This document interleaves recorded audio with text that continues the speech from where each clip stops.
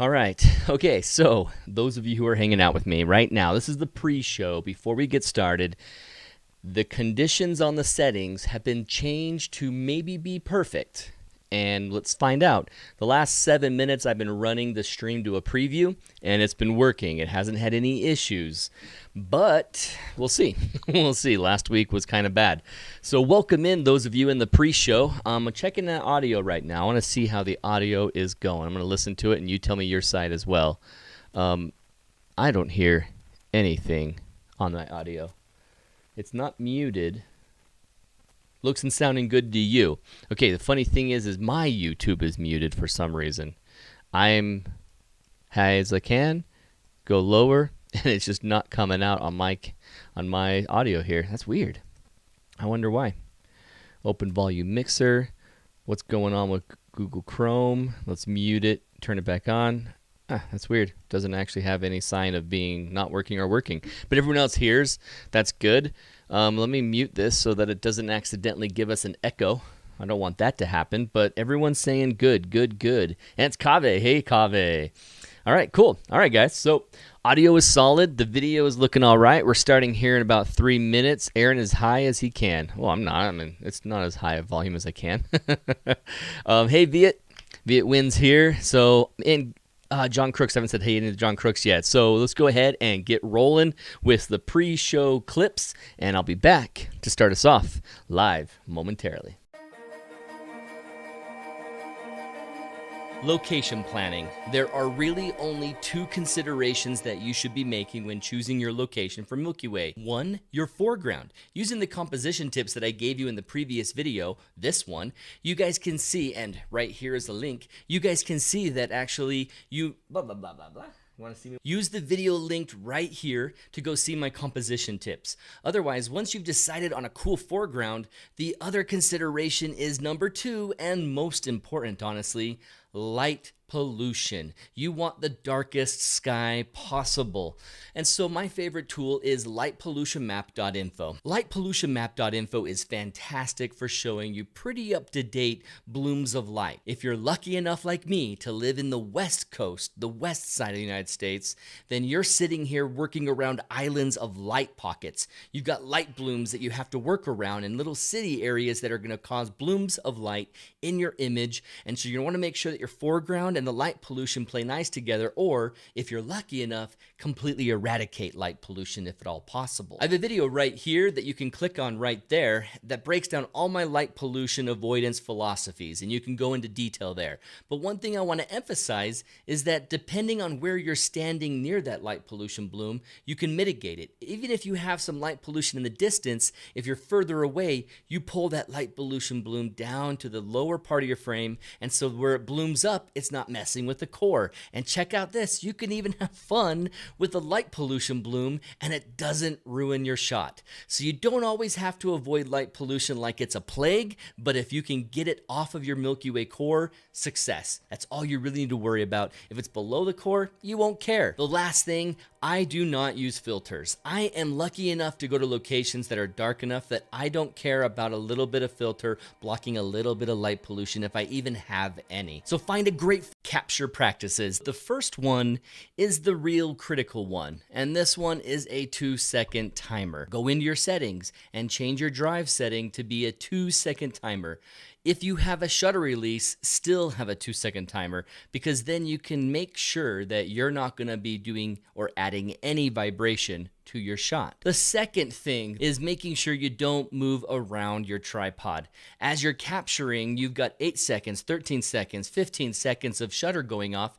Don't mess it up by letting yourself bob back and forth on your feet. Don't kick the tripod, obviously, but if you're in sand and your feet were right here, you capture and then you move back, you know what happens in sand. Things start to move. Your tripod might be holding up in that sand, but when you move your foot, it's going to shift.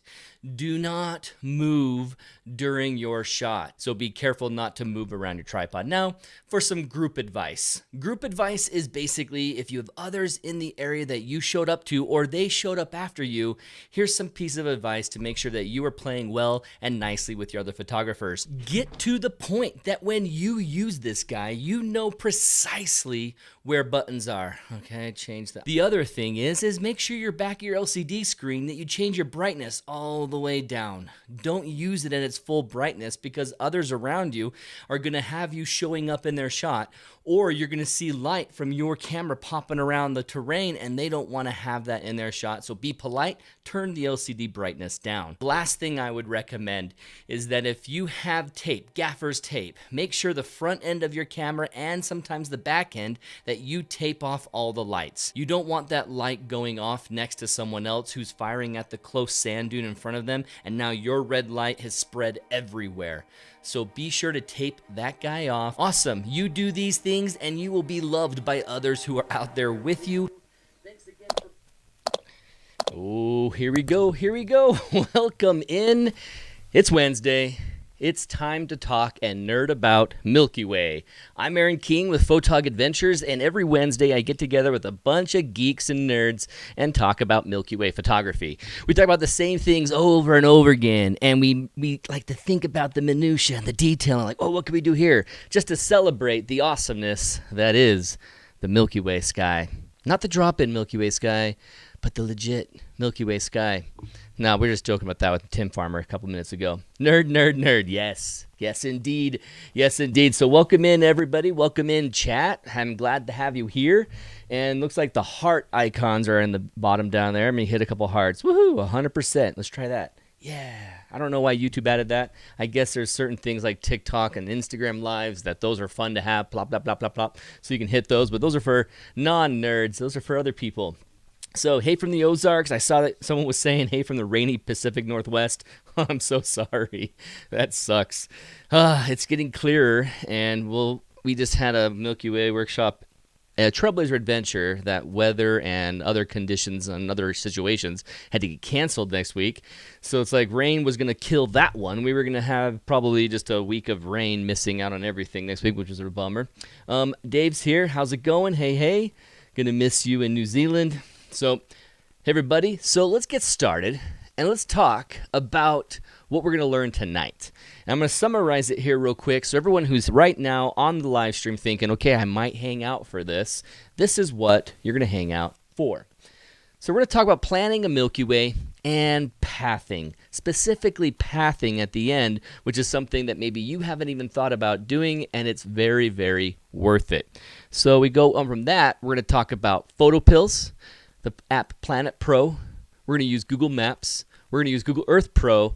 And then the final app we'll go into is Gaia GPS. And the first thing we do is use PhotoPills and Planit in tandem. I'm going to show you how I use them together. For instance, I was talking to my Milky Way apprentice. I have one apprentice a year. I just started it this year, and John is my apprentice this year, where we're going through hours and hours and hours of Zoom calls, teaching Milky Way photography, teaching the apps, and he's also coming to one-on-one workshop with me next 2 weeks from now. We'll be out for 7 nights on our first workshop of the year, and we have 5 total, I believe, that we're going to be together for his Milky Way apprenticeship. So we were talking today about how he went out with Joshua Cripps last week, and I love Joshua Cripps, and I've been teaching PhotoPills at Out of Chicago in the past with Joshua Cripps. And Joshua Cripps mentioned that he only used PhotoPills, and everything he needs is there. He doesn't need to move on to Planit Pro. That is exactly how I felt in the beginning of my career with PhotoPills and when Planit was introduced. I started being introduced by Kurt Keyes and Steve I can't remember the last name, Steve Sagnotti. Steve Sagnotti was teaching me like, hey, here's some extra features that you'll probably love. And I'm like, whoa. When Kirk first showed me the virtual reality feature of Planit Pro, I was smitten, love at first sight, had a crush on it immediately. And so I found that using them in tandem is absolutely best. And as we talked about something similar to what we're going to talk about tonight, I pointed out here's one of the reasons why going back and forth between PhotoPills and Planit has different benefits. And I'm going to show you that tonight while we find our Milky Way location. The other thing is we're going to jump from that Milky Way location. Once we've pinpointed where we want to be with the camera and our subject, we're going to bring that into the real world maps of Google Maps and Google Earth Pro so that you can plan a real safe and accessible path to a location, or in some cases figure out, I'm not going to hike that far. Well, where I'd have to be for this to work out, I have to hike like 7 miles. I'm not doing that. And then you start changing your plans around that. So using the apps and going into Google Maps and Earth, you can find out some answers that you don't have to be there on location for, and I'll show you how to do that. Then, right here, you're going to finalize...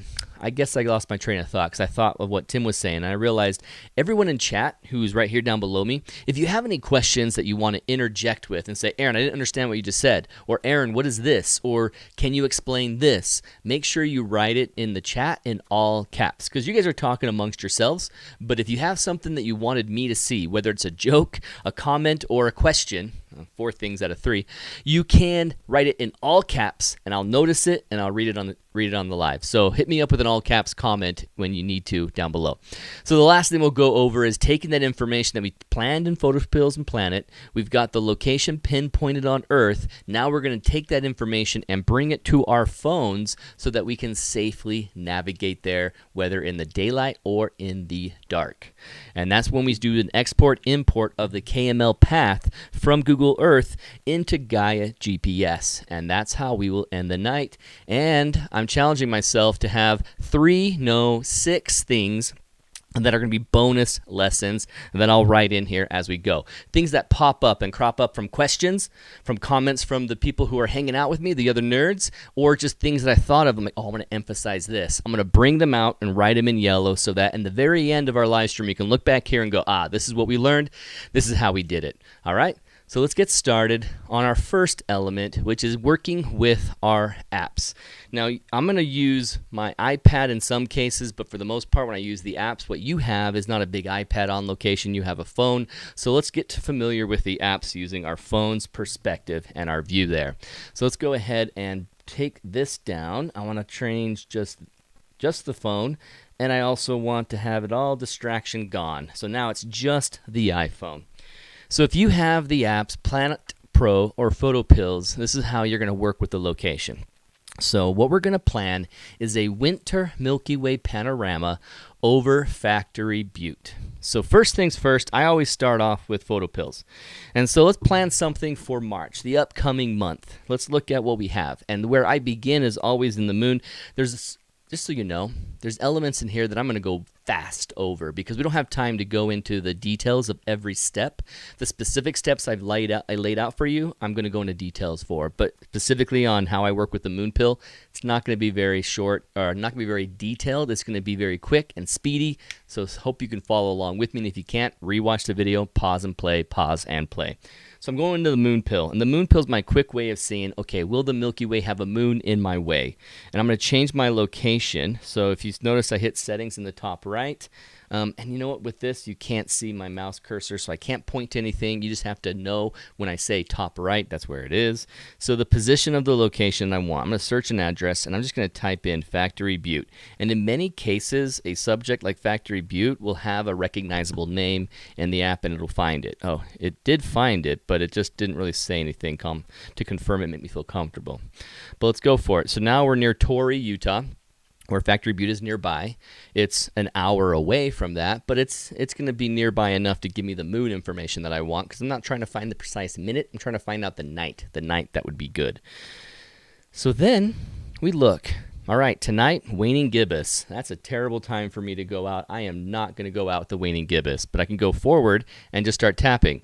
Now you can think, okay, I'm going to go until it's new moon. Boom, go on the new moon night, which looks like technical new moon right here and you see how it changed blue? You got the shape of the moon as it disappears in its phase and goes to the darker side of the moon, and then it goes to this blue circle to show here's the new moon night. PhotoPills likes to have it pop out, and once it has that new moon night, it continues with the light color blue until it adds moon to full, and then cuts the moon off. Oh, that's interesting. The black went away. You see it too, huh? The black went away. So now we're going to go to the calendar and make sure the settings of the time is what I want. I'm going to go into March. Done. And March 6th is good. Now let's check out what the moon is like in March 6th. All right, March 6th, the moon rises on me at 4:40 a.m. So it looks like at 2:51 a.m. at the top of this, the Milky Way becomes visible by rising over the horizon, and then it is done being visible at the point the moon rises, or when the galactic center visibility ends with astro twilight. And so it looks like the moon cuts into some of that time. And if I go forward, just one day. If I went back a couple days, you can see how the moon hangs out during the Milky Way. But I went forward up until the 7th, only one day. And now the moon rises after the Milky Way. So really from here on, the next several days are all going to be good. So cool. Let's start off with March 7th. Let's deal with March 7th as our time. So if we go out for March 7th, we know the Milky Way will not be blocked by the moon. But now we got to figure out, is the Milky Way going to be in the location? If you were here for the pre-show, you saw the video talking about the light pollution map.info website and how you can go into that to learn if the light pollution's in your way. That's man-made obstruction that you got to work with and deal with. But if you already know your location is going to be outside of light pollution, now you just got to make sure that you are looking the right azimuth to actually see the Milky Way plus your subject. For instance, here's a man-made abandoned, windmill. And I'm looking at it over here, looking directly north, and I want to get the core behind it. I can't look directly north at it and get the core behind it. I need to wrap around the other side and bring it between me and the Milky Way. So if the Milky Way core is the camera, anything that's here that I can put in between me and here is going to work with the Milky Way. And that's where we get started in PhotoPills. So now I know that March 7th is great. And March 7th does not already populate down here below. So I'm going to go ahead and go back quickly to March 7th because it was already on March 11th. So here we go. I'm on the day of March 7th. That's the good one. And I can see how the Milky Way is moving across the night sky. And this location is what? I happen to be at Factory Butte. It's fantastic. So when you look and you find a location, how would you possibly do that? Let's say that I use the button down here on load, and I go and say, Chicago. I'm going to go Chicago. Now it's going to load my pin. Here's Chicago. I'm going to go hang out with Kathy Henahan, maybe see Mary Beth Kaczynski. And I say maybe because she might be busy or off somewhere, not because she won't let me. Mary Beth, would you let me come see you? I think she would. So I just haven't seen her in a while. Chicago, we're hanging out. We're not doing Milky Way there. So I'm Kathy Henahan. I'm thinking I'm getting the heck out of Chicago's light pollution, and I want to go somewhere cool. So I hit load and type in somewhere cool / Factory Butte. And I'm going to go to Factory Butte, and it recognizes it, puts the red pin directly on top. Now, where's the red pin in PhotoPills? What does that represent? It represents you and your tripod. I don't know many of you who are going to go to Factory Butte and climb on top of it and put your camera up there. Plus, it wouldn't be in your shot anymore because it's not there. So you're thinking, okay, where do I want to be for my shot? There's two ways to handle this and this time of year. You have a winter Milky Way pano, and you have a summer Milky Way pano. Sorry, UK viewers. You have those two options that will give you a Milky Way of a core in the summertime and a winter Milky Way that's awesome with astro-modified camera from Spencer's Cameras. So I should just do a little ad for Spencer's Cameras. Spencer'sCameras.com. Trust them. Trust Clarence Spencer. I love Clarence Spencer and his modification on cameras for the cameras that are possible, the camera bodies that can handle it, turn out really well. And in fact, I'm going to be borrowing one from him here shortly, and I can't wait to use it to show off this winter Milky Way panel over Factory Butte. So we're going to plan a winter Milky Way panel, and you're looking right here at Factory Butte. If we're on this side and we rotate the time of the day, you can see the core is that white line that's going to become thick. There he goes. There's that thick white line pointing right at the core. And you can see that I placed my tripod, the red pin, between me, on the end of here's me first, then Factory Butte, then Milky Way off in the distance. So if anywhere I want to be facing the Milky Way with Summer Milky Way Panorama and Factory Butte, I want to be on the west side looking east. But if I want to do a Winter Milky Way pano, that requires that I go on the east side looking west. So let's go ahead, go to the daytime. Let's see some of the streets here. Streets is a stretch. Let's see some of the dirt roads that are flat. All right, here's the dirt road showing up. Let me put myself right about here. I figure because there's a crossing road, there'll be plenty of space for me to pull my car over and not get hit by someone else, and we'll be good. I'm going to put my camera there and now work with what the Milky Way is doing. So then I'm looking at the Milky Way as it goes into the night. This is the night of the 8th. Let's go back to the 7th, the night of the 7th. This represents, let me turn off that GPS coordinate. This semicircle represents a panorama of the Milky Way band right now. Even though there's no core, there's still a visible lesser brightness Milky Way band that's there. And oh, Tim Farmer says, "Yay, Spencer's my R8 rocks." Okay, so it sounds like Tim Farmer actually got one from Clarence Spencer. That's sweet. Oh yeah, Steve Thompson says it's a good night to be out because daylight saving starts. You're right. You're going to actually have some daylight as you head out after like 7 because it's not going to be dark by 7 o'clock. Cool. Daylight savings time is the 10th, I think. So looking at this Milky Way, I'm thinking, okay, here's the Milky Way panorama. I know I can do that over Factory Butte, and I'd have to go to the other side of Factory Butte for a Milky Way core. I am just tonight going to plan a Milky Way panorama. So I want to perfect where I'm going to stand. And this is where hopping from PhotoPills now to Planit Pro is really useful. Ooh, 7:16. I'm doing really awesome on time. I'm usually terrible at time management. So, oh look, it's already set up. Time management, kaboom. So here we go. Let's find ourselves the road again, and let's move my camera right into that road crossing that I had. Notice that I have a spray right now, a green spray representing my focal length and representing panorama. Because of that, if I get my fingers in here to zoom, I'll move and rotate this green spray. And it's like, well, how do I do a pinch zoom if I don't want to touch it? Like, what if it's overlapping like this? It's like really hard to do a pinch zoom. So what happens here that, Wenjay has thought through is that also, sometimes you'll have too many assets on the screen and you'll have too many interactive buttons and points. So he has a separate slider for zooming in on the right and left. Notice this slider, kind of a normal scroll slider that you would see on a browser window or anything application-wise. So now I'm going to zoom in using this. Now I can move around and fine-tune my position. Well, I have two things to know about Planit. I want to have a camera position defined, but in Planit, you need to also have a scene location defined. That's critical so it knows where to point you.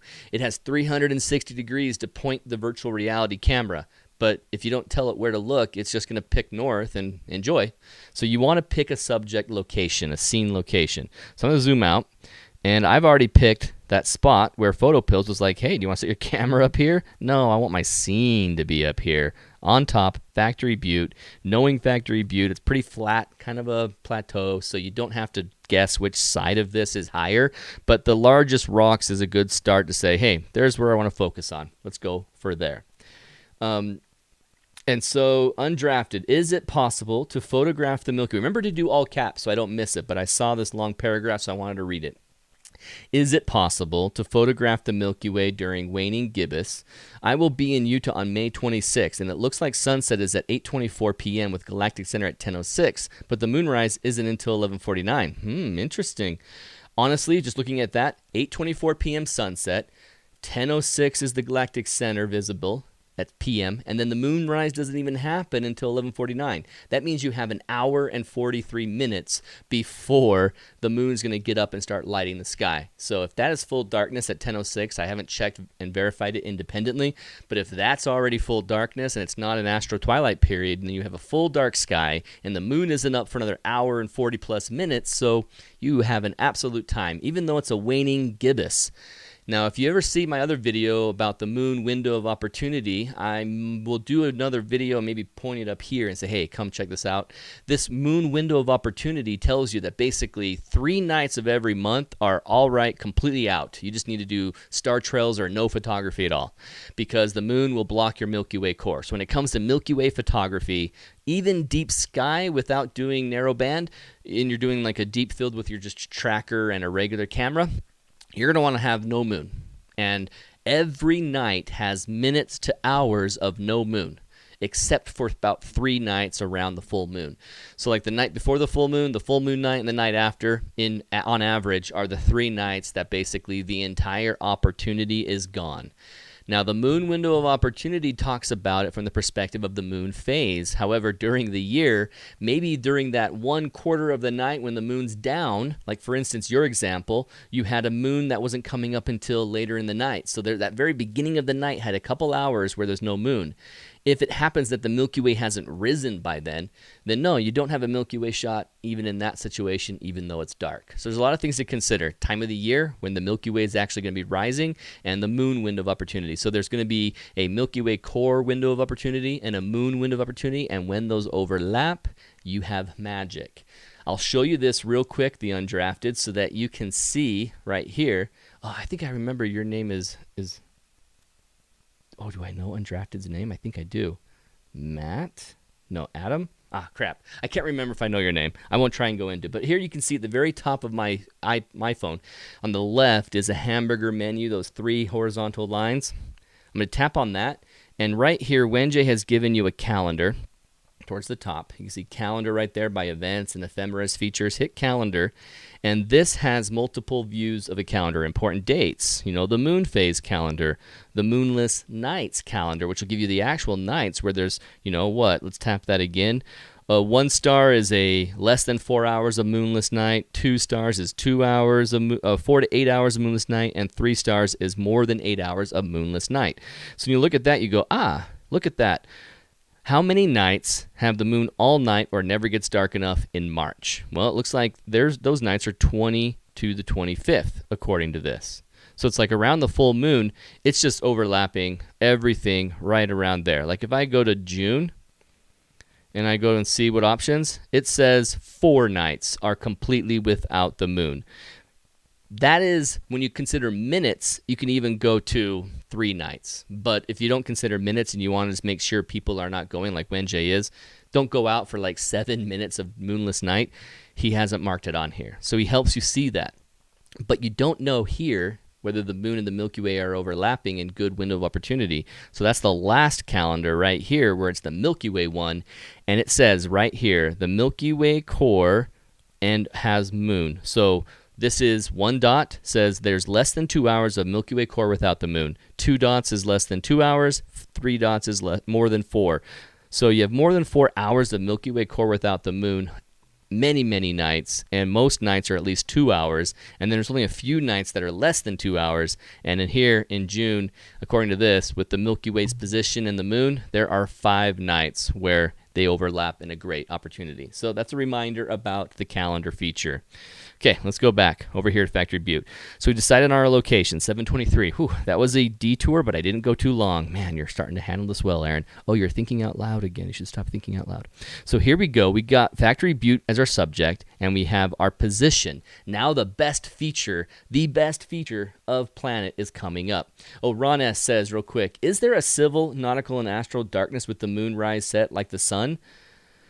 Are you asking if there's like a calendar that will tell you when the moon overlaps that timeline? If you wait until the very end, I'm going to answer a question for Tim, and I'll answer Ron with a question, and I'll show you something that'll let you see it quickly on PhotoPills if you want to plan like a moon around that kind of nautical, civil, or astro darkness.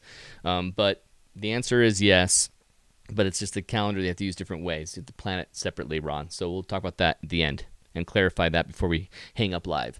So for those of you hanging out for just this specific lesson, let's go into what is so awesome about Planit. And it's this button down here. You see the plus sign white button, and you see a square white button. The square white button right here has many options. Viewfinder VR is our best friend. Right now I've also initialized this panorama button. I've told it, hey, I want the panorama, and that's why it's green right there, that long rectangle with the concave, a concave line horizontal on the top, and one convex on the bottom, if you consider the x's up. So this is the panorama button to activate the viewfinder to show not only the view from this location, but it's also going to take into account that you want to do a 14 millimeter lens panorama and you want 180 degrees of viewing angle. So now with that information, check out what the viewfinder VR does. Here is portrait orientation or landscape orientation. Here is 14 millimeter or let's say 24 millimeter. Now it says, hey, 5 shots overlapping at 35 degrees. I want to do it on a 50 millimeter because I'm, a masochist. And here it goes, 12 shots to make sure you get everything in frame. It's like, well, what if I want to do it on 105 millimeter? Well, here's your pano, 35 images, but your up and down portrait orientation is not going to show much of Factory Butte and the Milky Way, so that would be a terrible idea. Let's go back to 14 millimeter where it's easy mode and everything's included. Kaboom. So here we are. We have a Milky Way pano that is the arch of the Milky Way, without the core visible, but a still existing arch. That's where this is. Thanks, Tim Farmer says. You're welcome. Even regulars still learn something new every time. So here is Factory Butte in the dead center, kind of in the dead center, but I can see it compared to the Milky Way, but I also can see how it looks compared to Orion. If I go backwards in time, you can see the Milky Way coming down on the horizon and Orion setting behind Factory Butte. That is that shape right there, Orion. If I want to turn on the names of the constellation, there's a green cog up here by all the colorful bars. Orange, purple, green, kind of blue, blue, and yellow. To the far left of the orange is a green square with a cog inside it. And when you do that, it activates the viewfinder setting specifically. And I'm going to turn on constellation names. It's a little bit busy when you get more names and more star names and planet names, but I want to show you what Orion is in case you are uninitiated on which one Orion is. So there it is, right above Factory Butte. If I change this to say, you're not going to see it unless I change out. So let's go out of this, hit this, and turn back single image, not panorama. It's just single square. Go to VR mode. And now you can see Orion's much tighter zoomed in. And let's change this from 14 millimeter to 100 millimeter, or 75. There we go. There's Orion. This is the constellation Orion, and that's Factory Butte. And if I had a 75 millimeter lens from this exact location, this is what the VR is telling me. You would cut off, Betelgeuse if you want to see Factory Butte, bring Betelgeuse back in and Rigel, but then you cut off the arm. Okay, I want to zoom out. As I pinch zoom, it updates the focal length, and it's like, hey, you know what? Looks like 50 millimeter would be just about right. All of Factory Butte, almost all of Orion, almost all of Factory Butte could work in a 50 millimeter. If I change it to landscape orientation, Orion still has a reaching arm that's going off the frame, so it's not quite working.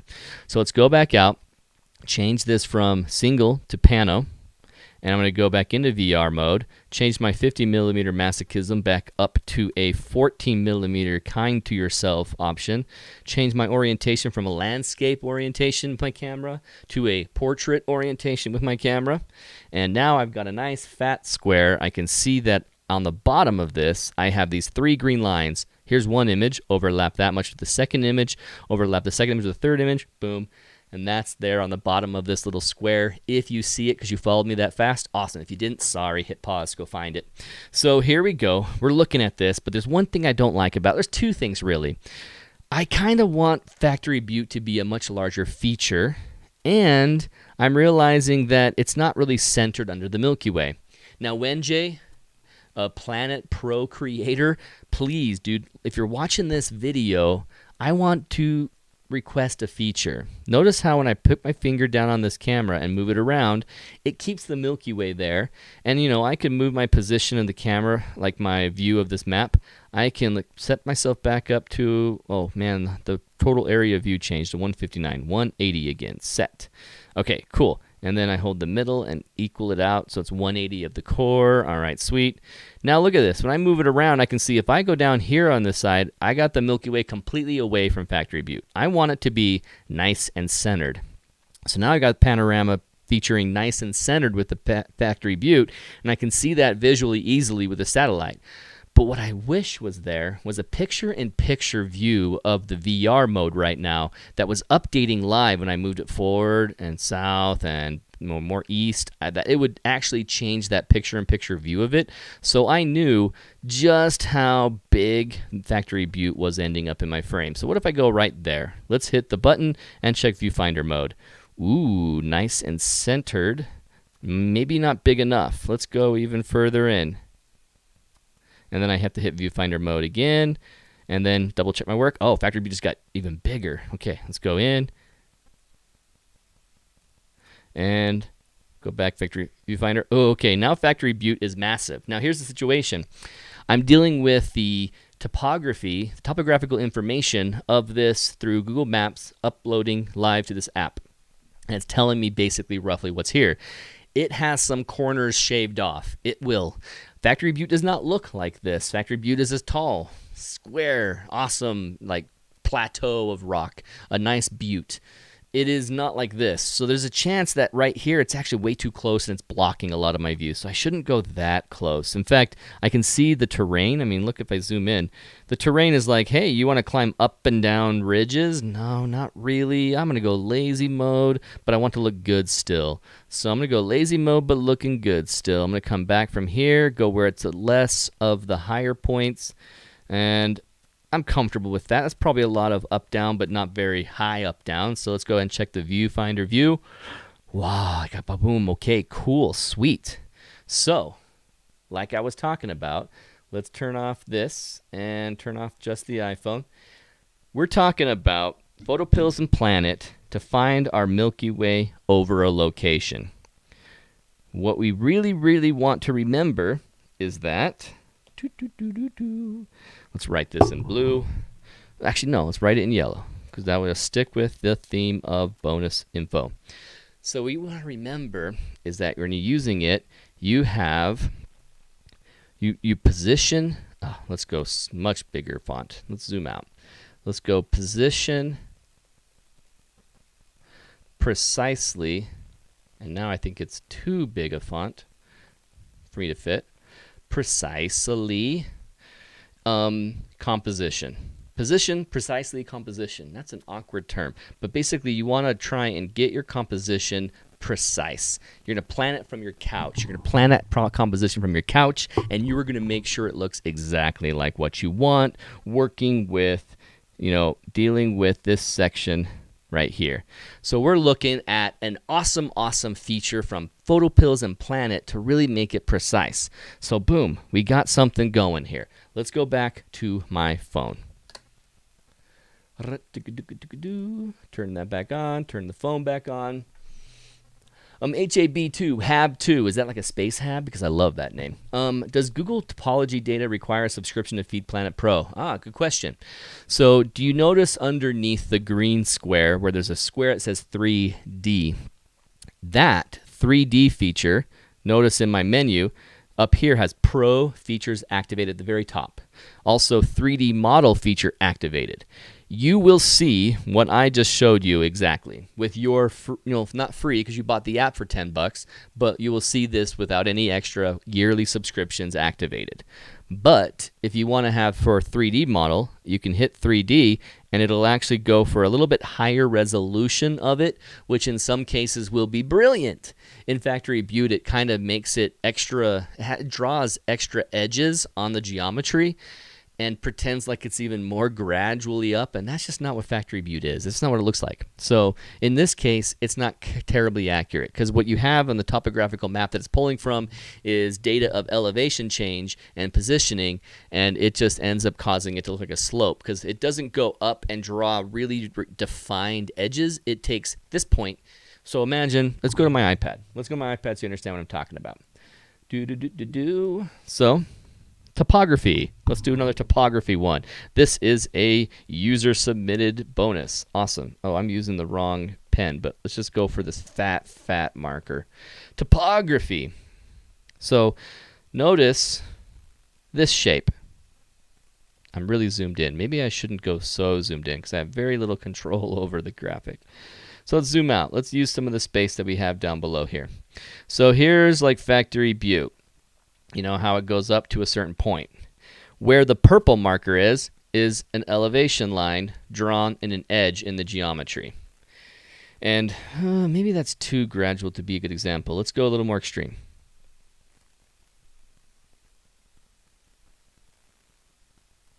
Okay, so then this is kind of what can happen. Is you got the line drawn here, a line drawn here, a line drawn here, and then you get this like interpolation between them. Or even worse, a resolution that skips some of the spots and does like this.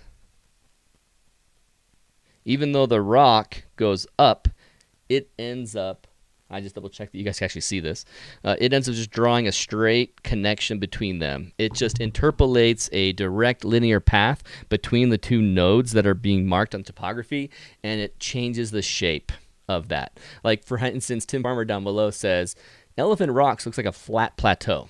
Yeah. John Deal, how do you save that info that you just completed? Are you talking about on my Planit? Because in you're dealing with the Planit app, now that I've clarified topography, let's move back over to the Planit app. When you're dealing with the Planit app, you work with a plan each time. Notice the very top, this is, oh no, it's not in the viewfinder, I wouldn't say it. Here it says Milky Way March, Factory Butte, Winter Milky Way. Oh, you can't see my mouse, darn it. At the top, Milky Way Apprentice, March, Factory Butte, Winter Milky Way Panel. Down here on plans, if I tap near the word plans or near the word 75, the number 75, it'll open up my existing plans. This shows not all, show all. How is this only? Oh, because the word light is in the search. Okay, so there's all of my plans that I've ever created, all 75. If I hit this button next to the plans, not the 75 number, not the word plans, not the space between, but on the other side of that pipe where there is a paper icon, that creates a new plan. And so if I say release the camera, center the map, I want to go change it all to where I'm in right now, it's like, no, I want none of that to change. Keep everything in the exact same way. Hit OK. So now the exact position of my pin, the exact position of everything I've already done, and I can rename this plan 13 to being John Deal's plan example. Trademark. So that is the plan name now. So when you're working with PhotoPills, you don't have plans until you go and export and save a plan. You just have an active working planner that's changing dynamically. And wherever it's left, it comes right back to. But in Planit, you should really have the practice of just creating a new plan first thing on every new attempt. So when you go into your plans and go, well, let's go to Faroe Islands. And I click on that plan, it changes the date, the position of my scene, the position of my camera, everything. It's funny how I called it Faroe Islands, but that's obviously Secret Spire. This will actually change everything to where I left it. So once I'm in this plan, no matter what I do, like say I move my camera now to here, and then leave this plan and come back in a year, it'll have the camera position there instead of there. In fact, I'll probably be like, what am I doing? Why am I over there? So let me just put it right back where I kind of left it and get out of this plan. So this is just automatically saving, John, immediately within your plan. So it's always best to go for that. So let's go ahead and see a plan that I just created, but it's coming up in a month. Ooh, there's a lot of them this next month. Okay, Milky Way March, Factory Butte. That was the plan that we were working on together. So it just saved that plan. Boom, I can always go back to it. You're welcome, John. Eric Reese. Aaron, I think the feature you want already exists. I can see the VR mode and map on two screens. What? What do you want? Are you on an iPad or are you on an iPhone, Eric? Because if you're on the iPhone and you can see it at the same time, that's brilliant. Oh my gosh. Because I'm looking at this. I don't see where I'd add it. So Eric, hook me up. Let me know, because if that exists, I want it. So here's the screen where I go into VR mode, move the pin, check out where it was, move the pin, check out where it was. But I like this. This is awesome. Well, here's where we jump back to PhotoPills. And the reason why we jump back to PhotoPills is Android. Maybe. I have updated my app, but perhaps I haven't. Maybe it's also an update. Eric, sweet, we'll talk about this next week, but I'm probably going to have an update for my iPhone and see what's going on. I know, Tim's like, what, Eric? How do you see both? Good job, Wenjay. You read my mind from the future. So let's look at another bonus discussion that we're going to have quickly, not shortly. I mean, not belabored. Let's go quickly about it. And we're going to use this space right here where I have tiny little room. And it's going to be Pano. Oh, that is up. I'm caps. I'm lowercase. I can't even make my mind up. So Pano best timing. Now, easy, workable, 100% successful merge panorama timing that you can experience is 20 degrees to 50. Well, I think it's 55 degrees. Basically, anything before or after that degree of height of Milky Way max elevation, anything outside of that is going to be a stretch, a literal, distorted, wide angle, fisheye stretch to make it all work. After 55 degrees up high in the sky, ooh, it's so high. It's really hard to work with. Below 20 degrees, usually blocked by a lot of subjects, too close and hugging the terrain. In February and March, we take panoramas that are still like that below 20 degrees because it's all we got in February, but in March we have it getting high enough that we can play around with it. And so like below 20 degrees, the Milky Way panorama is like this, where it's like it just kind of never ends in the north and then slowly comes down past like northwest where it terminates. But in the spring, when it gets higher, because it's rotating like this, we have a other end of the Milky Way that's ending and the other end of the Milky Way that's going down, and it makes a nice little comfortable looking arch. Well, Aaron King's absolute favorite is between 30 degrees and 45. So between 30 and 45, there's 15 degrees of time that I find just absolutely brilliant. And so how do we recognize that and how do we know it? It's in PhotoPills and it's in Planit, but they both handle it in a different way. So this is going to be a very fast showing, but hop along on the fire hose train because we're going on a ride. So right here, I'm looking at this down below where it says March 19th. Oh, we already moved to March 19th playing around. All right, let's go back. Let's get ourselves back to March 7th. Date, March 7th, done. Okay, so now March 7th. In the process of showing you, I kind of moved everything around. As you pull through the slider, it will pop up little words like, ba-dup, ba-dup, ba-dup. You can see that little like pop up of words like, what was that? What was it saying? Well, these are events that it recognizes as moments in the night that are important. You can see those events by hitting this green square. Oh, here's all the events. Sweet. All right, there's moonrise, morning blue hour, sunrise, morning golden hour, noon, moonset, blah, blah, blah, blah, blah. But also, a dark night starts. A Milky Way core rises. A Milky Way arch at 20 degrees. Wow, Wenjie is reading Aaron King's mind. Him and I are in sync. Milky Way arch at 30 degrees, my favorite beginning time. Milky Way arch at 4 degrees, woohoo! Which is like towards the end of the greatest time. And then, in this case, dark night ends in March. It doesn't continue on. If I was in a different month, it would show more degrees. I won't go there right now and prove that because we'll lose us time because it's 7:42. Oh, it's 7:42. So right here, what we're going to see is that I tap the green arrow to go over evening golden hour, sunset. Down at the bottom is where you're seeing this. Evening blue hour, dark night starts, fire hose is beginning, Milky Way rise, Milky Way arch at 20, Milky Way arch at 30, Milky Way arch at 40. Sweet. March 8th, from March 7th into March 8th, winter or summer Milky Way panorama is absolutely possible from this location. Not only does it get, up to 30 before it's dark, before the light has begun. It gets up to 40 degrees before it's light. And then I tap the next event. Dark night ends at 5:16 a.m. At that point where it hit 40 degrees was 5:12 a.m. So within minutes before astro twilight, it gets up to 40 degrees. And so I have my 30 to 40 to play with from 4:22 to 5:12. That's nearly an hour of time for panorama. So this exact night will give me a brilliant summer Milky Way panorama. But I want to do winter Milky Way pano. So I go back. I bring the panorama over here to the west, and there are no times, nothing mentioned. Now, there are ways up here, different modules, different things that will show me the max elevation height and give me an updating degree, just like this.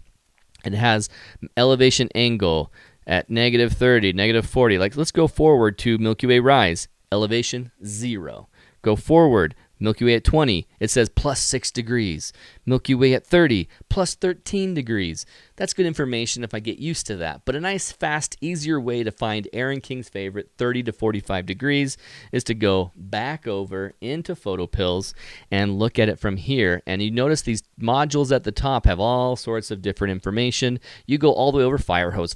I know. Go all the way over here to the galactic center right here where you're moving the timeline down below and it's updating 2 sets of numbers. Well, 2 sets of numbers for 2 different things. Galactic center, azimuth and elevation, and Milky Way max elevation, which is talking about that top part of the arch where Vega is. Where is it at in the sky? So, Aaron King's favorite Milky Way, well, it's 20 degrees or 30 degrees or 40, so he's going right here. Milky Way max elevation, azimuth 78 degrees, but elevation, we're going to get it to 30.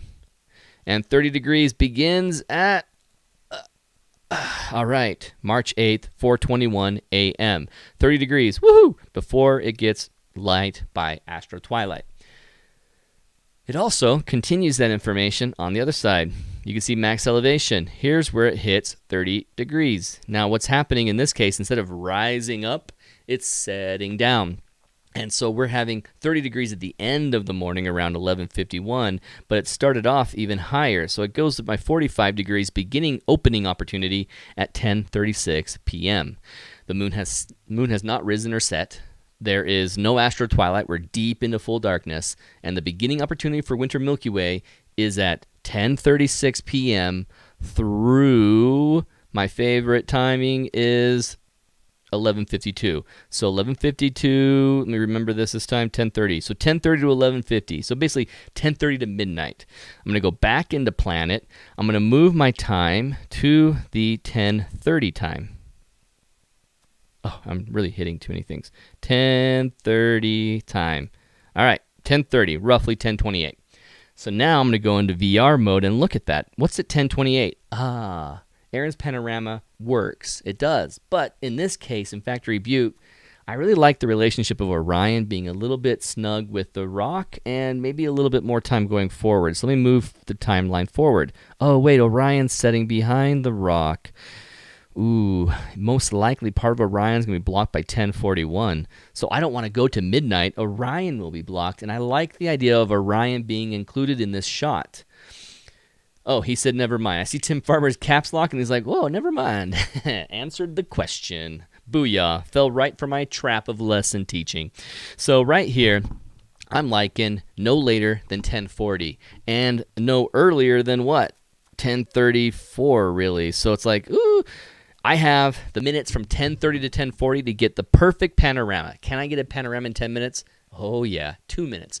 Boom, boom, boom, boom, boom. Even if I did 2 rows, I can do that in 2 minutes. Less than a minute. Boom, boom, boom, boom, boom. I do not stack my panoramas. I think that's masochism as well.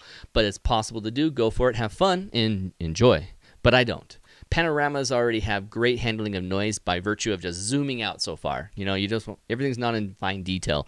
So unless you're planning on printing it on a giant stadium wall and your image is going to be you looked at from, the pixels of people walking past it, yeah, go ahead and stack and clean it up as best you can in all those negative spaces that no one ever notices on Facebook, but would see if they're at your house zooming in on your picture. So this right here is my favorite time. I like it. I think it looks beautiful. I've got a beautiful rock. I've got Orion right here. And now I've got the whole Milky Way arch going across in a nice, beautiful shape. It looks terrific. Well, Tim Farmer, I do a short stack, LOL.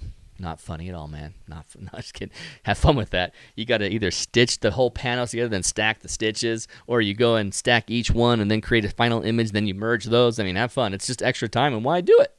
Oh, cool. Eric Reese sent me the screenshots from Planit for the Milky Way Wednesday email. Oh, cool. He sent me to milkywaywednesday@gmail.com right here. Let me turn on that email. So he sent me here, milkywaywednesday@gmail.com. Sweet. Thank you so much, Eric. Appreciate that. All right, let's go back to the Mac screen. And let's turn off the iPhone and go over here to the iPhone background. So we have talked about our Google Maps and Earth. Oh, we haven't gotten there yet. That's right. Ooh, we got to hurry. You got 15 minutes, 10 minutes. Well, 15. I'll take 5 extra minutes. Come on. I've done worse. And so PhotoPills and Planit. You found your location. You know exactly where you are. Now we got to make sure that we bring this and pinpoint our spot. So here's the thing. I better show my iPhone, which I can just do this way. So here on my iPhone, I can show my mouse cursor. Woohoo! So here on my iPhone, we have an option. I go out of Viewfinder, and the location of my camera is known by the app. It knows my camera location. It's basing all the calculations of the location of Orion, the Milky Way, the landscape. All of that's being calculated based off me telling it I'm here at this exact GPS coordinate. So it knows that behind the scenes and just working with it. Well, what if I want to share that information to my Google Maps? Let's click on the hamburger menu, and you'll notice that towards the bottom of all this is a share icon. Share icon right here. In fact, I can hit Control and really draw attention to it. Woohoo! So there's a share icon, and when you go into that share, there's options. Blah, blah, blah. We're going to ignore all these and go right to copy location coordinates for paste. So this one right here, copy location coordinates to paste. And now it's like, who do I want to send it to? John, Kathy, Victor? Who do I want to send this information to? Well, I'm going to send it to myself. But first, I'm going to copy it. Hit copy. And I'm going to double check. I'm going to double check that this is right. Let me look at where it's at. Okay. I'm going to zoom into the terrain. It's like, okay, get familiar with this interesting zoomed in shape. All right. Google Maps. Go into Google Maps. I'm going to paste. Hit search. And there it is. That degree marker, that exact GPS, a 3-hour and 28-minute drive from me right now, is matching up, right? Okay, so that little sinewy line and this little sinewy line. Ooh, yeah, that matches up. Like you've got the really interesting lines up here going like shark teeth. It's like, and they are in both. Right there. Cool. So that's matching up. I verified it. Boom. So now I'm going to take this off screen and send an email to myself. And I'm basically going to say, hey, email, because I want it on my computer. And I'm going to send it to myself at photogadventures@gmail.com. That's an email for my logins and stuff. It's not anything that people use. If you want to email me directly, send it to Aaron@photogadventures.com. So sending this, sinewy, actually sinewy. How do I spell sinewy? I think I got it right. Sinewy location of FB, Factory Butte. And then I'm going to paste that coordinate just right in there. Enter, send.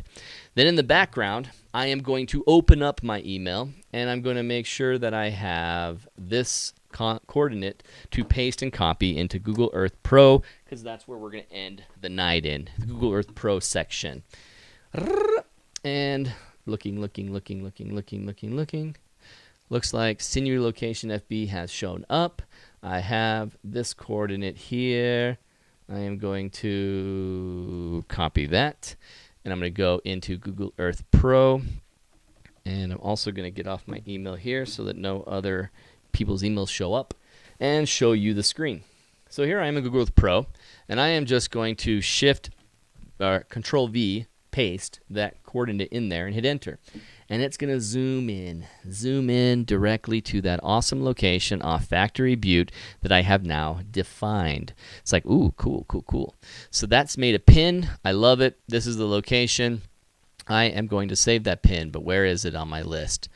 Down here, one of these is it. It's in a temporary place, isn't it?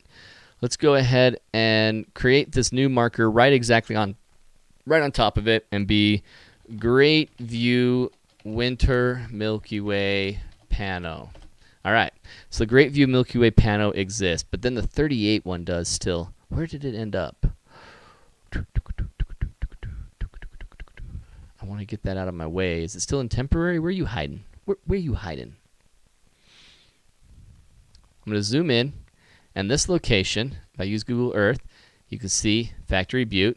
See, look at the topography that comes through on Google Earth.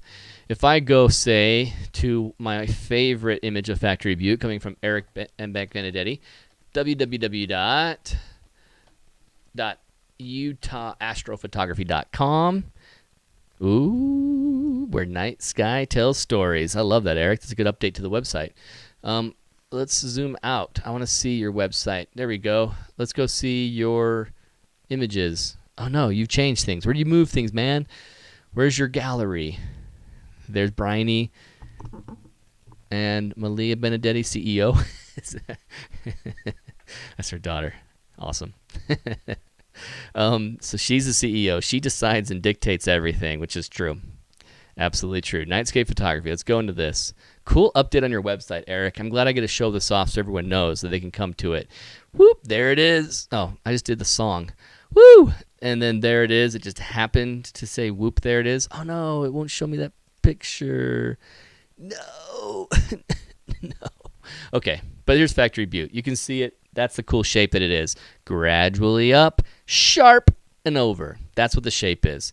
It's not what Google Earth is showing from like this perspective.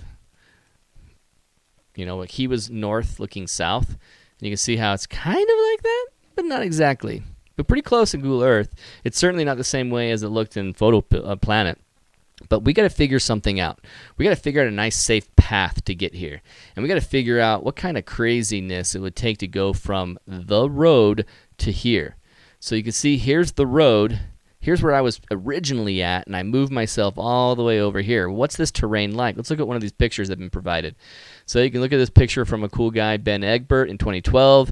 Flat, and then it gets up and up and up. And you see, I might be in some of that up and up and up, and I don't want to be too close. And I want to be out in the flat area still where it's a nice, easy walk, safe, to make this be a large featured rock with the Milky Way and Orion behind it. So let's hope for that.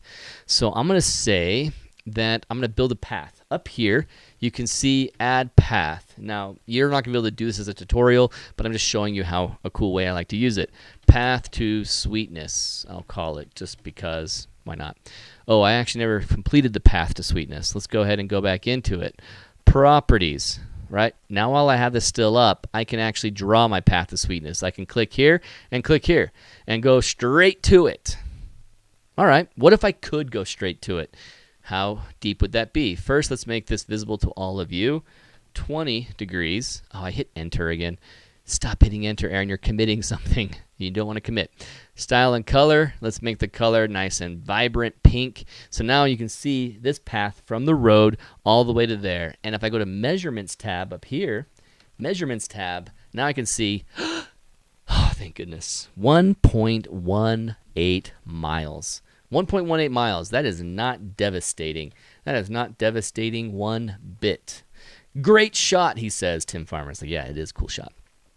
So that is not bad, but I'm probably not going to be able to take a totally straight path. So let's do some changes to this. Let's check and see the terrain. Now in this case, there's few to little obstacles, and there's some things that are going to be tough for me to really quantify the up and down. I'm going to go kind of through these elements and not really give an idea of how up and down it is. Some cases you have canyons that you'd be walking. So it's like, let's kind of navigate this in a way that would be likely. So I'm going to keep this pathway up. And once I have this pathway up, anywhere I click, it's going to put down a dot. So I've got to put down a dot. I think I can go no problem right to here, and then no problem right to here, but I got to zoom in. And now you got to start to use these tools over here on the top right. I'm going to go forward like this so I can get control over seeing the terrain. I also want to come down. No, I want to look up to the terrain, and then I want to go down. Okay, come on, camera. Cooperate. Yeah, you're really just going to make me zoom in like this. In fact, I need to change my color so I can tell the difference between them. Let's do this vibrant red. So I zoomed in to try and get myself that, and then I'm going to look my eyes up. So I'm looking the eye up, but not moving the camera up. And then I need to move my camera back so I can work with this terrain on some guesses, some educated guesses. This is obviously an uphill peak. This is down below where the water is flowing through it. So it's like I'm most likely going to kind of follow along this and go uphill. Maybe uphill right there. Sure. And then let's go at a gradual pace down and then go uphill again. Let's move forward. basing off of the water flow, the path that people have driven vehicles, I know that this isn't like crazy bumpy. They're just going straight. Oh, look how torn up that is. A lot of this place says don't drive beyond this point, and it's still torn up like that. It pisses me off. Now, I wouldn't drive my vehicle back here because I'm not going to add to the erosion of it, but it would be easier than a 1.18 mile hike, so make your decision as you please.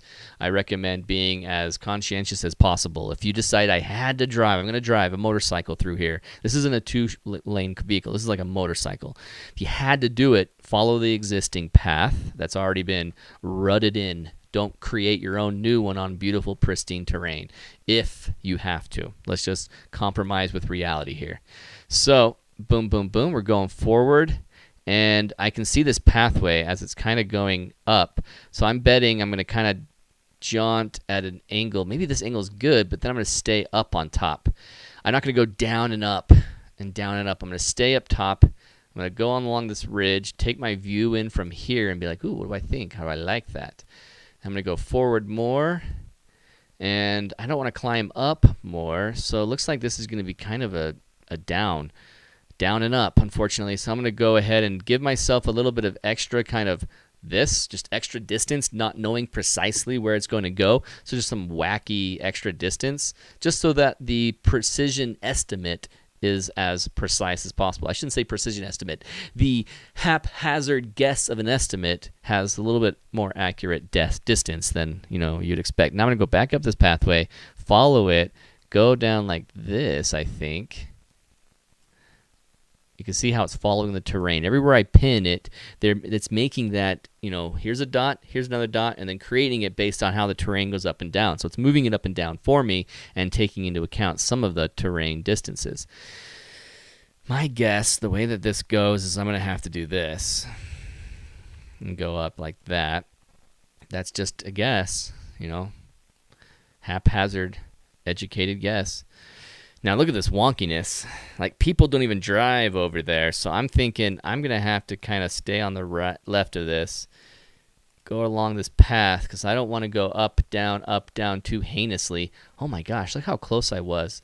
So I'm really in it now. I'm really looking at up, down hills, huffing and puffing, losing my breath, regretting my poundage, and then going, how much more is it, 1.8 miles? And then if I have people with me pretending like it's not bothering me, all right, you guys doing okay? We could go further. I mean, if you guys want to stop here, I guess. Oh, you want a breather? All right, I'll join you for a breather. Why not? Pretend like I'm all fine, but I'm really dying on the inside. And here we go. Up. It's a little too direct, Aaron. I think that's not accurate. So let's just get some other wonky, funky guesses.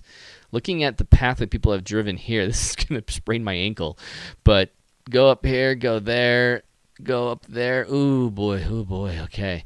So this is starting to tell me, hey, Aaron, from the couch, you're noticing that this terrain is far more diverse and up, down than you kind of expected. So maybe this is one of those locations where you can plan it, definitely get it figured out and follow it on your daytime try, but don't do it in the dark for the first time. Do it in the daytime. That way you can make some smart decisions. Hey, over there is easier. I can see it. But in the dark, I'm like, oh man, what's going to be better? So in the daytime, you want to go and do it so that you can look and go, that's going to be far easier than where my map is taking me now. So you want to do some of these that are unknown to you in the daytime as well, to make sure you don't sprain an ankle or come away with a weird, obscure, out-of-nowhere scratch that you don't even feel, don't even recognize, don't even bleed from, but it gives you cellulitis infection. Jeez, that's an inside story for those of you who have been initiated. But I'm almost to my location. Woo! So here I am thinking, from here to there, do I need to go? I mean, I might not need to change right there, because you look at up towards Factory Butte, I've really got a great view of it, and I'm really close. And the distance between here to there with what I was checking in Planit might not be that extremely different, honestly. So let's check our measurements. And because I recognize that pathway of people driving through here, because I recognize that hill top there, and liking being up higher and not having to fight with the localized right next to me hill that's going to block my view, I'm probably going to stay right here for my first attempt and then adjust on location, because from here to there it's probably not that big. Ooh, look at that. 1.21 miles. So even with my whoop, whoop, whoop, whoop, and up and down and around, it hasn't added another mile. It's just added, part of a mile. Went from 1.18 to 1.21. That's barely anything, and I still haven't continued on. If I were to continue on for this last stretch straight there, it's 1.27 miles, and it won't be straight there. I can grab this pin. I can go like this and be like, all right, I go down. I go up this gradual. I follow this path that goes around here. Oh, let me grab that. Okay. Bring that back. Bring this one back. Notice how I can actually adjust if I want to fine tune. And then go to like there. 1.28 miles. So basically, I'm pretty safely saying 1.3 mile walk. You can see how I did that for the eclipse, and I never walked it. And I was like, oh, we're not doing that. I had cellulitis at the time. It was fun. So looking at this pathway straight there versus my pathway red, that's going around visible terrain, possible good paths versus bad paths. 1.3 miles. Would I do that? Absolutely. Is it too scary and too challenging for my, girth? No, it's not. So I think I would do it. It is now 8:05, and I'm going to finish this out with what last part of what I was telling you. I charted the safe path. I pinpointed the real-world location. I could even drive there from my home if I wanted to. But now, really important is that I make sure that this information is exported out of Google and put on my phone. And, Tim Farmer's like, I should do a daytime BISTI. Now, drones are allowed in BISTI, so yeah, enjoy. Be fantastic. So right here, I'm going to export out of Google by emailing it to myself, and then on my phone, I'm going to open it up. Now, those of you who are familiar with a favorite app of mine, a free app called MyTracks. Let me go ahead and isolate my phone again and isolate the background. This app right here, MyTracks, that right there is going to record my location where I'm at. I can tell it, hey, I'm over here in Death Valley. And where am I right now? Natural Bridge Road. Okay, here I was at Badwater. And I started walking in the water, and I was like, I haven't started my map recording. So I hit record button right there. And then from that point on, it recorded my path. So this is a cool way to actually create a path from live walking around with your phone. But this does not import map paths. It does not. The app that does that for free is Gaia GPS. This one right here. Gaia GPS is fantastic. Oh, he said done, not drone, LOL. Did I read it wrong? I did. I totally did. I added. I should have done a daytime at BISTI, not should have drone an image. Yeah, I just read that too fast. My bad. So this app, Gaia GPS, is free as well.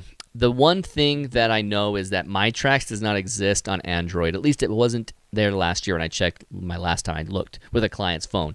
So you have to find another tracking app, and I recommend just getting Gaia GPS to use as your tracking app on your Android. But if you have an iPhone like me, MyTracks is free and it works great, but you can just use Gaia as well. Just stick with Gaia, all you want. Well, Gaia is going to pull in our track here, and we're going to do it this way. I'm going to show you how. Get rid of that, get rid of that. Let's go back into Google Earth. And we got this path, the untitled path, the path to sweetness or the untitled path. Let me go ahead and rename the untitled path so that I know it when I see it on my phone, because I'll never know what I'm talking about. Safe maybe to view of winter. Actually, let's make it a lot shorter. March FB winter pano. All right. I already get the context that I've decided on a safe path. I didn't go over cliffs intentionally, so calling it safe path is pointless. So here it is over on my Google Earth Pro. This is a free app as well for your desktop. It's not on your phone. You can get Google Earth Pro on your phone, but it's Google Earth on your phone, but it's not going to have all these features. I'll just show you.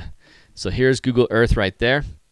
And you open it up, it gives you some really cool views of the Earth. It's really nice to show people, be like, check out this Earth. It's awesome. I show my kids all the time to explain how the globe works. Try and convince them that the Earth is not flat. Just kidding. My kids aren't afraid that the Earth's flat. And so I go into a location, say like Factory Butte, And now on Google Earth, unlike Google Maps, I can do this and be like, ooh, look at that. Now I can see Factory Butte and play around with it, but you do need internet to do this unless you happen to cache it. But there isn't like a map feature. Like I can't like create a 3D map on here, not that I'm aware of yet, and I just don't care because I can do it on my computer at home, and I like it a lot more. Oh, don't turn off your phone. So this path that I've created is right here in Google Earth Pro. I'm going to right click it and I'm going to say email, and it's going to pop up with, oh, I'm sorry, you don't want to do it from here. That's stupid. Because it tries to open up your like Outlook or something on your Windows PC. Who uses Outlook? I'm going to right click and I'm going to save place as. And from here, I'm going to save it. I'm going to put it on my desktop, March FB Winter Pano. Save. And now, off screen, I am going to basically, Google has a kind of a problem. Needs to close. Oh no. Did you save? No, I don't want to send it. Okay. Oh. I hope it's saved. Please. Let's see if it's saved. Let me open up a folder and make sure that folder's saved.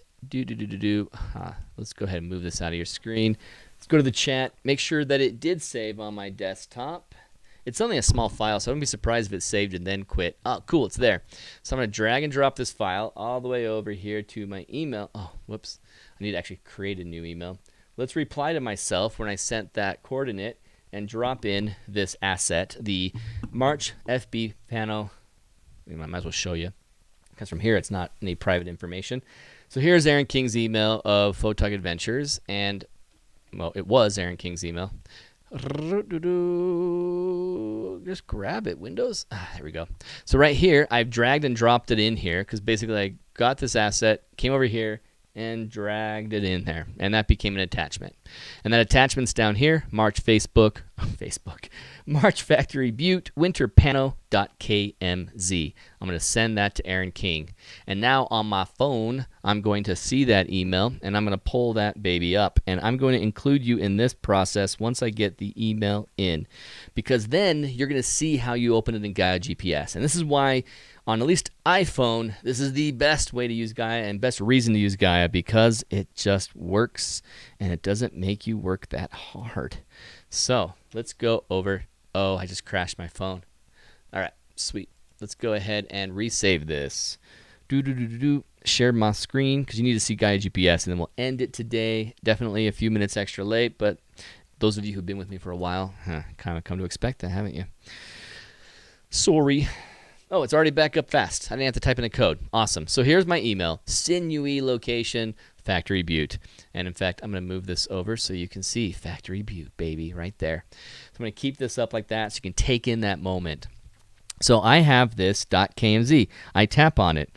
I'm like, okay, I'm downloading it. Well, I mean, I want you to tap on it. It says currently downloading. So maybe it's just going to. It's 4 kilobytes. All right, there it is. Now I can, no, open it up. There we go. So now when I click on an iPhone, you see this screen, and it seems like, oh, well, what does it do now? Not clear to you, is not easy, but tribal knowledge of the iMac world will tell you that this is now opening up an option over here with what to do next. It should be here, but it's here. Sometimes Apple is not as intuitive as they are with other things. But I'm going to tap on that export, and now I get to choose. Do I want to send it to Kathy? Let's text Kathy this thing. She might want it. But I'm going to go ahead and I'm going to open it. You see this app options? All the iPhone stuff and some things that for some reason repopulate in here, like Skype. I have not used Skype app. I don't even know if I have it on my phone. Maybe I do, but I've not used it since 2020. And here it is, my suggestions. And thankfully, always included in suggestions is Gaia GPS. You can see right here, Gaia GPS. And so I'm going to hit Gaia GPS. And now my work is done. Boom. Hey, look, Gaia GPS is updated. Great. Have a fantastic life, Gaia GPS. And so I'm going to go to my saved and see where my path is. Is it alphabetical? No, it should be at the top. Thanks to your update, you didn't open up. Great update. Okay, cool. Now Gaia GPS is found immediately right here. That's cool. So I can tap that, and imports are complete now. Here we go. March FB Winter Pano. Double check that this right here is on. You may, for some reason, sometimes have it upload and be off, or you bump it with your finger. Kathy's like, we had a parking lot in Bacon. Maybe I'd use it in May when I'm out there. Yes. I know what she's talking about. It was delicious. So right here, she's talking about when we were having the eclipse, and I had a giant right foot that was bloated like crazy, and her dogs were eating bacon, and I got a couple strips. It was awesome.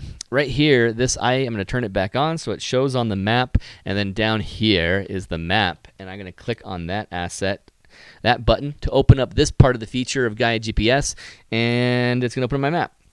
Now, since the update, okay, I'm like, it's all black. It was just zoomed in on the ocean south of Africa.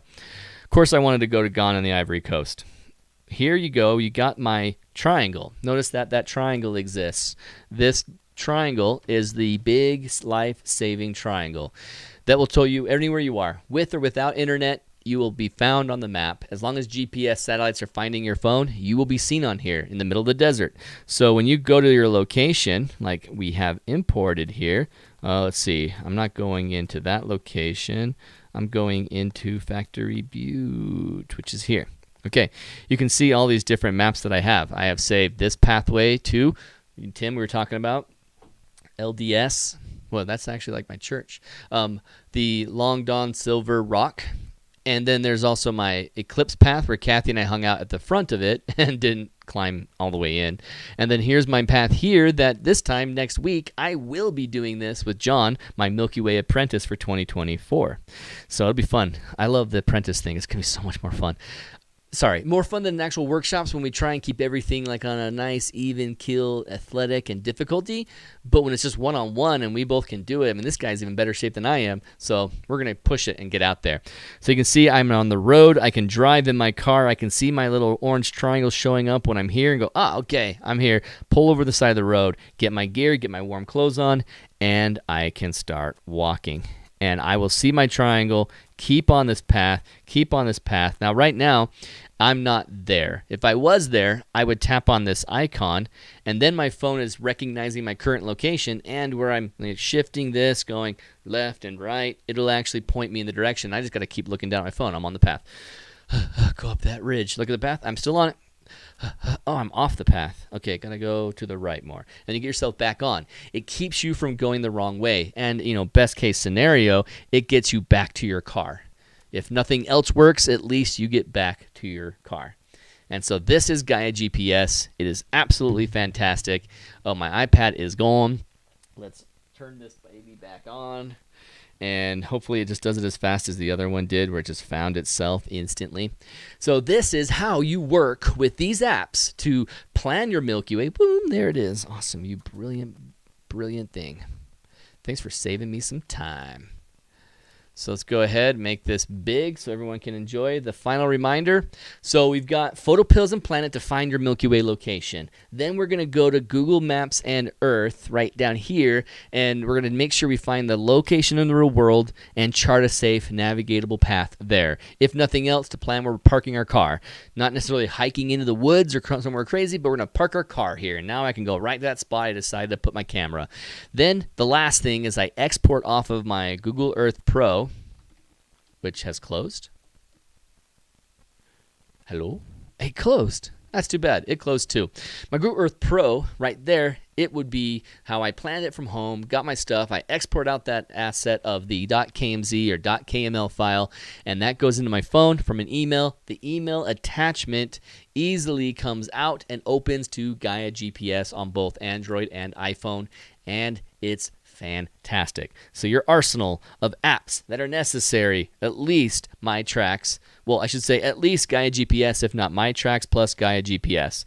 Gaia GPS records maps so well. I just, the fact that all the maps are always on, I don't know. I just like MyTracks because it's got very little battery usage, and I haven't proven Gaia GPS's battery usage, but they're both really good. So I'm just probably stuck in a bit of a, I'm comfortable with both, so I do it. If you want just one, I fully think that you can do everything just there. record a new path, and upload paths. It's possible that recording new paths is on a paywall, and that's why I don't do it, but I can't remember. Not right now. So these apps will get you there, get you set up so you can capture a Milky Way, and if you're right now in March, say you're going to Death Valley, you can get a Winter Milky Way panel looking the west and then look to the east in the later part of the morning and capture that Milky Way panorama of the core. Whew! All right. We nailed it. We're done. We have it. Thank you. Thanks for hanging out with me, guys. Thanks for being here, as always. I'm Aaron King with Photog Adventures. I'm begging you to get out there for an adventure of your own. And if you need help getting out there where you don't want to do it on the dark and you want to follow me out there because you trust me to keep you alive, which, funny enough, people do. They always mock it and make jokes about why they trust me to keep them alive, but I've kept 100% of all workshop attendees alive. Absolutely. No one has ever had a death. Why am I saying this? It's the beginning of the year. Knock on all the wood I have nearby. All right, so John Seaver says, fantastic, Aaron. Oh, hey, John, you were here. Awesome. Thanks so much. Looking forward to it. Yeah, I can't wait to do this with you, man. Tim Farmer says, awesome info, Aaron. Thank you so much. Thumbs up, everybody. Tim's request, so thank you for thinking of that. And you guys all have a great week. It will be back next Wednesday. Oh, I will not. I'll be out. I'll be gone. So it won't be live next Wednesday or the Wednesday after that. Back live again in 3 Wednesdays. I'll have some pre-recorded videos for you to enjoy live and chat with if you'd like. Live here at 7 p.m. Mountain Time on the YouTube channel. So thanks, everyone. Have a good one, and I will see you in 3 weeks.